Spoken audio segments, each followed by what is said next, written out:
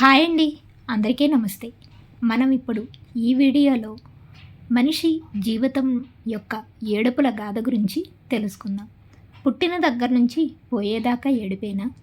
తల్లి గర్భం నుంచి బయటికి రావటంతోనే ఏడుపు, బిడ్డకు పాలు చాలకపోతే ఏడుపు, పాలు ఎక్కువైతే అజీర్తి ఏడుపు, ఆటలాడటానికి పోనీయకపోతే ఏడుపు, చదువులో ప్రగతి లేకపోతే ఏడుపు, పరీక్షల్లో తుస్సుమంటే ఏడుపు, నెగ్గితే పక్కవానికి ఎందుకు ఎక్కువ వచ్చాయని ఏడుపు, ఉద్యోగం రాలేదని ఏడుపు, వస్తే తనకన్నా పక్కవానికి జీతం ఎక్కువ వస్తుందని ఏడుపు, పెళ్ళైతే ఒక ఏడుపు, అవ్వకపోతే మరో ఏడుపు, అందంగా భార్య ఉంటే ఒక ఏడుపు, వికారంగా ఉంటే మరో ఏడుపు, గయ్యాళైతే ఇంకొక ఏడుపు, బిడ్డలు కలగకపోతే ఏడుపు, కలిగితే సాకలేక ఏడుపు, అల్లుడు మంచివాడు కాకపోతే ఏడుపు, కోడలిపై మరో రకమైన ఏడుపు, వేరు కాపురం పెడితే ఏడుపు, ఉమ్మడిగా ఉంటే కోడలు సరిగ్గా చూడటం లేదని ఏడుపు, వయసొచ్చి రోగాలేడిస్తే ఏడుపు, తీరా పోతే చివరి ఏడుపు.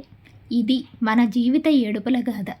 ఫ్రెండ్స్, ఈ వీడియో నచ్చినట్లయితే తప్పకుండా లైక్ చేసి మరికొంతమందికి షేర్ చేసి సబ్స్క్రైబ్ చేయండి. Thanks for watching.